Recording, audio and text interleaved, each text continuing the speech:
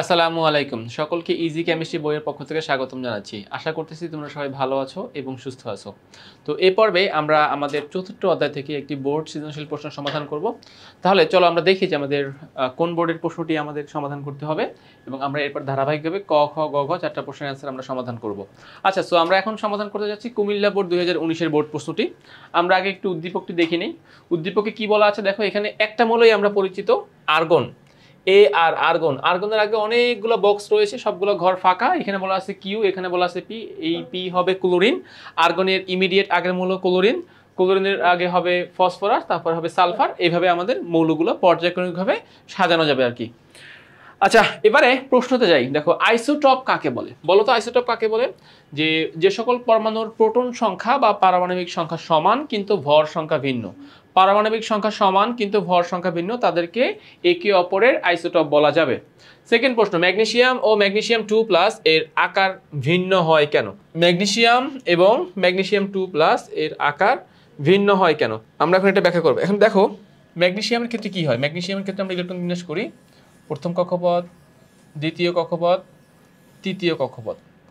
আচ্ছা, আর ম্যাগনেসিয়াম 2+ হলে কি হবে? দেখো, ম্যাগনেসিয়াম যদি 2+ হয় তাহলে 3 নম্বর কক্ষপথে তার আর কোনো ইলেকট্রন থাকবে না। অর্থাৎ ম্যাগনেসিয়াম 2+ এর গোলাকার কক্ষপথ 2টা এবং দ্বিতীয় গোলাকার কক্ষপথে 8টি ইলেকট্রন। তাহলে আপাত দৃষ্টিতে দেখে কি মনে হচ্ছে? আপাত দৃষ্টিতে দেখে মনে হচ্ছে যে ম্যাগনেসিয়ামের 3টা স্তর, বাট ম্যাগনেসিয়াম 2+ এর 2টা স্তর। তাহলে আকারটা বড় হবে কার? ম্যাগনেসিয়ামের অবশ্যই আকারটা বড়। কার থেকে বলো তো? ম্যাগনেসিয়াম 2+ থেকে। কেননা ম্যাগনেসিয়াম 2+ এর লেয়ারই একটা কমে যাচ্ছে, আমাদের একটা গোলাকার স্তরই কমে যাচ্ছে, সেই জন্য আকারটা ছোট হয়ে যাবে। আর এখানে গোলাকার স্তর 3টা, সো গোলাকার স্তর বাড়তেছে, আকারটাও কি হবে? আকারটাও এখানে বেড়ে যাবে। ওকে, তাহলে আমরা এটাও কমপ্লিট করে ফেললাম। আমরা যাচ্ছি নেক্সট প্রশ্নে। দেখো, 3 নম্বর প্রশ্ন, উদ্দীপকের পূর্ণ পর্যায়ের মৌলগুলোর আয়নীকরণ শক্তির ক্রমের ব্যাখ্যা দাও। এই যে আমাদের পর্যায়টা দেওয়া আছে, আর্গন যেই পর্যায়ে অবস্থিত, আর্গন 3 নম্বর পর্যায়ে অবস্থিত। সো এই 3 নম্বর পর্যায়ে যে সকল মৌল রয়েছে সেই মৌলগুলোর আয়নীকরণ শক্তির যে ক্রম, সেই ক্রমটা আমাকে এখানে ব্যাখ্যা করতে বলা হয়েছে। তাহলে আমরা যাচ্ছি এবার গ নাম্বার প্রশ্নে। তো প্রথমেই দেখো, আমরা এই পর্যায়টাকে পরিপূর্ণ করব। আমরা পরিপূর্ণ করলে কি পাচ্ছি? Sodium, magnesium, aluminium, silicon, phosphorus, sulphur, chlorine, argon. অর্থাৎ পর্যায়টাকে যদি পরিপূর্ণ করি তাহলে আমরা সোডিয়াম থেকে শুরু করে আমরা আর্গন পর্যন্ত পরমাণুসমূহকে এখানে এই পর্যায়ের মধ্যে পাচ্ছি। ফাইন। এবারে দেখো, নর্মালি আমরা জানি যে কোনো পর্যায়ের, খেয়াল করো, যে কোনো পর্যায়ের বাম থেকে যত ডান দিকে যাওয়া যায় আয়নীকরণ শক্তির মান তত বাড়ে। এটা নর্মাল সূত্র, যে কোনো পর্যায়ের ক্ষেত্রে সূত্র। কেন বাড়ে? কারণ বাম থেকে ডানে গেলে আমাদের পারমাণবিক ব্যাসার্ধ কমে যাচ্ছে, পরমাণুর কক্ষপথগুলো নিউক্লিয়াসের কাছাকাছি চলে আসতেছে, পরমাণুর নিউক্লিয়াস সর্বশেষ কক্ষপথের ইলেকট্রনগুলোকে খুব বেশি বলে আকর্ষণ করতেছে। ফলে এই মোমেন্টে যদি একটা ইলেকট্রন বের করতে চাই, আমাকে অনেক বেশি শক্তি সেখানে দিতে হবে। কিন্তু এখানে আসলে একটু ব্যতিক্রম আছে। সো নর্মাল সূত্র অনুযায়ী, খেয়াল করো, নর্মাল সূত্র অনুযায়ী কি হওয়ার কথা? সোডিয়াম থেকে ম্যাগনেসিয়ামের বড়, ম্যাগনেসিয়াম থেকে অ্যালুমিনিয়ামের বড়, অ্যালুমিনিয়াম থেকে সিলিকনের বড়, সিলিকন থেকে ফসফরাসের বড়, ফসফরাস থেকে সালফার বড়, সালফার থেকে ক্লোরিন বড়, ক্লোরিন থেকে আর্গনের বড়। সো নর্মাল সূত্র অনুযায়ী সব থেকে বেশি আয়নীকরণ শক্তি বেশি আর্গন, তারপরে এই সিরিয়াল অনুযায়ী এগুলো আসবে। কিন্তু এখানে একটু ব্যতিক্রম আছে। সেই ব্যতিক্রমগুলোর মধ্যে কে কে পড়বে? ব্যতিক্রম আছে আমাদের 2টা পরমাণুর মধ্যে। একটা হচ্ছে ম্যাগনেসিয়াম এবং অ্যালুমিনিয়ামের মধ্যে ব্যতিক্রম আছে, আর একটা হচ্ছে ফসফরাস এবং সালফারের মধ্যে ব্যতিক্রম আছে। এখন ব্যতিক্রমটা আমরা একটু বোঝার চেষ্টা করব। দেখো, ম্যাগনেসিয়ামের ইলেকট্রন বিন্যাসের দিকে তাকাও তো। 3s2 পরিপূর্ণ, তাই না? s 2টি ইলেকট্রন নিতে পারে, তার 3s2 তে 2টাই আছে, মানে এসে থাকতে পারে 2টি ইলেকট্রন, এসে আসেও 2টি ইলেকট্রন। তাহলে এখানে আমাদের 3s2 নিয়ে কোনো কনফিউশন নাই। আমরা যাচ্ছি নেক্সট যে আছে 3s2 3p1। এখানে পি এর দিকে একটু তাকাও। পিতে কয়টা ইলেকট্রন আছে? একটা। পিতে থাকতে পারে কয়টা? 6টা। কিন্তু 6টার একটা ইলেকট্রন মাত্র রেখেছি, তাহলে এটা কিন্তু পি অরবিটালকে পরিপূর্ণ করতেছে না, বরং একটা ইলেকট্রন। তাহলে যদি আমি ম্যাগনেসিয়াম এবং অ্যালুমিনিয়াম উভয়ের থেকে ইলেকট্রন বের করতে চাই, তাহলে আমার বেশি শক্তি দিতে হবে ম্যাগনেসিয়ামকে। কেন? ম্যাগনেসিয়াম একটা স্থিতিশীল অবস্থার মধ্যে আছে, এই স্থিতিশীল অবস্থাটা ভাঙতে আমাদের শক্তির মান একটু বেশি দেওয়া লাগবে। বাট অ্যালুমিনিয়ামের কাছ থেকে ইলেকট্রন যদি চাই, অ্যালুমিনিয়াম সে চাইলে তার 3p1 এর একটা ইলেকট্রন সে সহজেই দিয়ে দিতে পারে, কেননা 6টার জায়গায় মাত্র একটা ইলেকট্রন আছে, সো সেটা তো সে সহজে ডোনেট করতেই পারে। তাহলে ওভারঅল কথা হলো, ম্যাগনেসিয়াম এবং অ্যালুমিনিয়াম উভয়ের কাছে যদি আমরা ইলেকট্রন চাই, আমাকে আগে ইলেকট্রন দিবে কে? আগে ইলেকট্রন দেবে অ্যালুমিনিয়াম, তার 3p1 এর ইলেকট্রনটা আমাকে দিয়ে দেবে। কিন্তু ম্যাগনেসিয়াম যেহেতু পরিপূর্ণ, তার কিন্তু ইলেকট্রনটা দিতে একটু বেশি পরিমাণ শক্তি তাকে দিলে সে তারপর ইলেকট্রন দিবে, এর আগে সে আমাকে ইলেকট্রন দিবে না।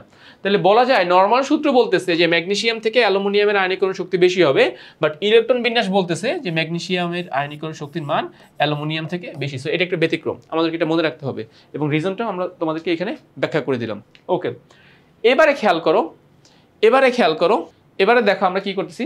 আমরা এখান থেকে আমাদের নেক্সট যে পরমাণু ফসফরাস এবং সালফার, আসো ফসফরাস এবং সালফারের কাছে, যেটা ব্যতিক্রম বলতেছিলাম।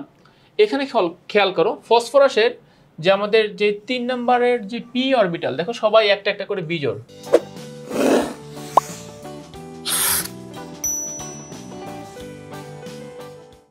এবং এটা কি অর্ধপূর্ণ। অর্ধপূর্ণ অবস্থা কি বেশি স্থিতিশীল, অর্ধপূর্ণ অবস্থা কি হবে বেশি স্থিতিশীল হবে। তো ফসফরাসের পিতে 3টি ইলেকট্রন আছে, পিএক্স একটা, পিওয়াই একটা, পিজেড একটা, 3টে ইলেকট্রন পিএক্স পিওয়াই পিজেড কে দেওয়া হচ্ছে। তাহলে এখানে ফসফরাস একটা স্থিতিশীল অবস্থা ধারণ করতেছে। বাট সালফারের ক্ষেত্রে কি হচ্ছে দেখো, সালফারে কিন্তু পিএক্স 2টা, পিওয়াই একটা, পিজেড একটা। তাহলে সালফারের ক্ষেত্রে কিন্তু সবাই অর্ধপূর্ণ না, বরং পিএক্স এ কয়টা আছে 2টা আছে, পিএক্স এ কয়টা আছে 2টা আছে। তো সালফার যদি চায় তার পিএক্স এর একটা ইলেকট্রন সে দান করে দিতে পারে, কেননা পিএক্স এর একটা ইলেকট্রন দান করে দিলে তখন সবাই ফসফরাসের মতো হয়ে যাবে এবং সবাই বেশি স্থিতিশীল কাঠামো অর্জন করবে। তাহলে ফসফরাস এবং সালফারের মধ্যে ফসফরাসের আয়নীকরণ শক্তির মান বেশি, কারণ ফসফরাস অর্ধপূর্ণ বেশি স্থিতিশীল, আর সালফারের এসে মানে পিএক্স এ যেহেতু 2টা, তাহলে সালফারটা ফসফরাসের চাইতে একটু কম স্থিতিশীল, সালফারটা ফসফরাসের থেকে একটু কম স্থিতিশীল। তাহলে আমরা ফসফরাস এবং সালফারের আয়নীকরণ শক্তির মধ্যে আমরা বলতে পারি কার আয়নীকরণ শক্তির মান বেশি হবে, ফসফরাসের। কার থেকে, সালফার থেকে। তাহলে এই 2টা ব্যতিক্রম ধর্মী আমাদের আয়নীকরণ শক্তি আছে, এরপরে বাকি সমস্ত কিছু র্যান্ডম নিয়মে সাজবে। তো এখানে ফলো করো, সোডিয়াম থেকে ম্যাগনেসিয়ামের নর্মাল নিয়মে বেশি হওয়ার কথা, কিন্তু ম্যাগনেসিয়াম থেকে অ্যালুমিনিয়াম বেশি হওয়ার কথা থাকলেও আসলে বেশি হবে কি ম্যাগনেসিয়াম, যেটা আমরা ব্যতিক্রমধর্মী নিয়মের মধ্যে আলোচনা করেছি। আবার অ্যালুমিনিয়াম থেকে সিলিকনের বেশি হবে, এটা স্বাভাবিক। সিলিকন থেকে ফসফরাসের বেশি হবে, এটা স্বাভাবিক। ফসফরাস থেকে সালফারের বেশি হওয়ার কথা, কিন্তু এই যে অর্ধপূর্ণ অবস্থা এবং আংশিক পূর্ণ অবস্থা এই দুইটার মধ্যে কম্পেয়ার করলে দেখা যায় যে ফসফরাস থেকে সালফার আবার বেশি, আয়নীকরণ শক্তির মান বেশি।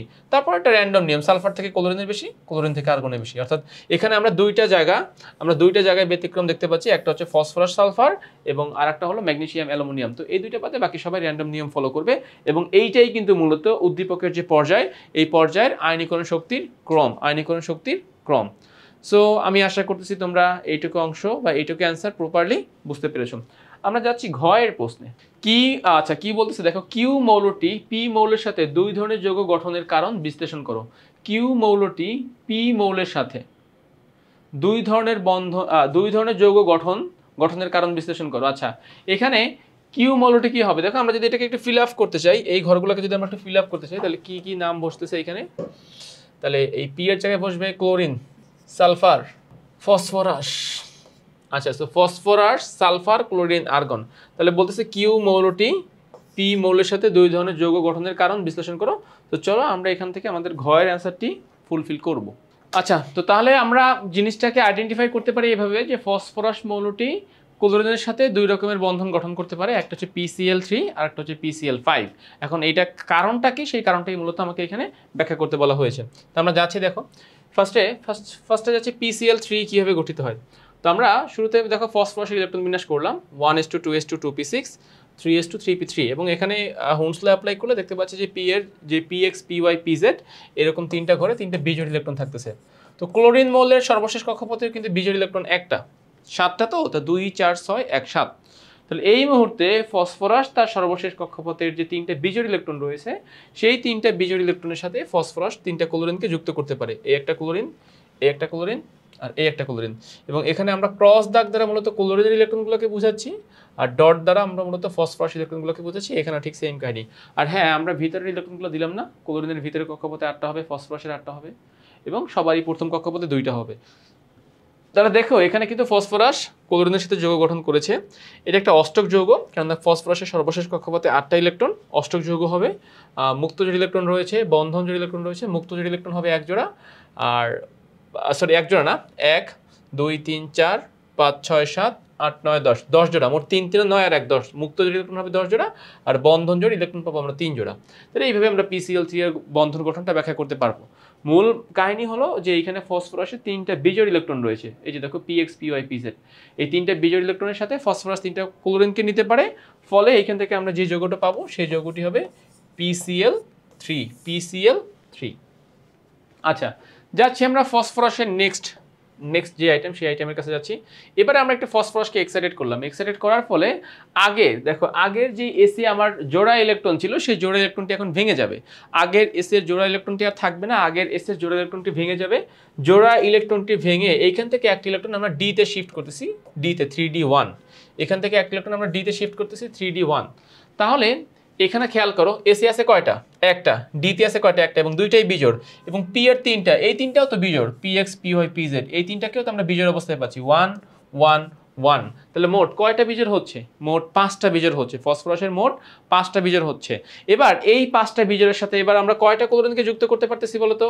এবার এই 5টা বিজোড়ের সাথে আমরা মোট 5টা ক্লোরিনকে যুক্ত করতে পারতেছি। তোমরা ডায়াগ্রামটা একটু দেখো, এই যে সেন্টার পয়েন্টে রয়েছে ফসফরাস, এখানে ক্রসগুলো ফসফরাসের ইলেকট্রন আর ডটগুলো ক্লোরিনের ইলেকট্রন।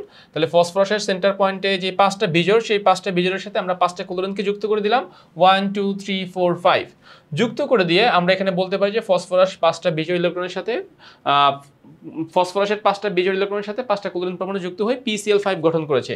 এই PCl5 এটা কিন্তু অষ্টক নিয়ম মানে নাই, কেননা কেন্দ্রীয় পরমাণু ফসফরাস যার সর্বশেষ কক্ষপথে 8-এর অধিক ইলেকট্রন 10টা, সেটাকে বলা যাবে অষ্টক সম্প্রসারণ ঘটেছে। এখানে মুক্ত জোড় ইলেকট্রন আছে প্রত্যেকটা ক্লোরিনের 3টা করে, সো 3 5 15, আর বন্ধন জোড় ইলেকট্রন হবে 5 জোড়া। ফসফরাসের সর্বশেষ কক্ষপথে 1 2 3 4 5 জোড়া, এই 5 জোড়া হবে বন্ধন জোড় ইলেকট্রন। তো তাইলে আমি আশা করতেছি তোমরা এই PCl5 এর যে কাহিনীটা আছে, PCl5 এটার এই কাহিনী তোমরা এখান থেকে বুঝতে পেরেছো। ওকে, তাহলে এখন প্রশ্নটা হচ্ছে কেন ফসফরাস পারতেছে? কারণ ফসফরাসের দেখো, ফসফরাস কেন দুই রকমের বন্ধন গঠন করতে পারতেছে ক্লোরিনের সাথে?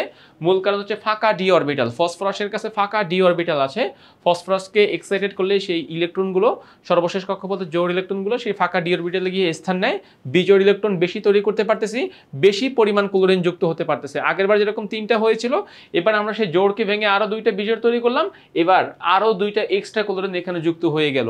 তাহলে মূল মেকানিজম হচ্ছে যে এখানে আমাদের যে ফসফরাস পরমাণুটি রয়েছে, ফসফরাস বা কিউ মৌলটি রয়েছে, এই কিউ মৌলের সর্বশেষ কক্ষপথে ফাঁকা ডি অরবিটাল পাওয়া যায়, এবং এক্সাইটেড করার মাধ্যমে আমরা অধিক পরিমাণে বিজোড় ইলেকট্রন তৈরি করতে পারি এবং অধিক পরিমাণ ক্লোরিন পরমাণু, দ্যাট মিন্স পি পরমাণুটি সেখানে যুক্ত হতে পারে। তো এভাবে যদি তোমরা অ্যান্সার লিখে দাও, আমাদের আশা করতেছি ঘয়ের অ্যান্সারটিও ফুলফিল হয়ে যাবে। ওকে, তাহলে আমরা এই প্রশ্নের ক খ গ ঘ 4টা প্রশ্নের অ্যান্সারই কমপ্লিট করে ফেললাম। আশা করতেছি তোমরা এইটুকু অ্যান্সার বুঝতে পেরেছো। তো আজ এই পর্যন্তই, নেক্সট পর্বে আবার তোমাদের সাথে দেখা হবে। ততক্ষণ পর্যন্ত সবাই ভালো থাকো, সুস্থ থাকো, আল্লাহ হাফেজ।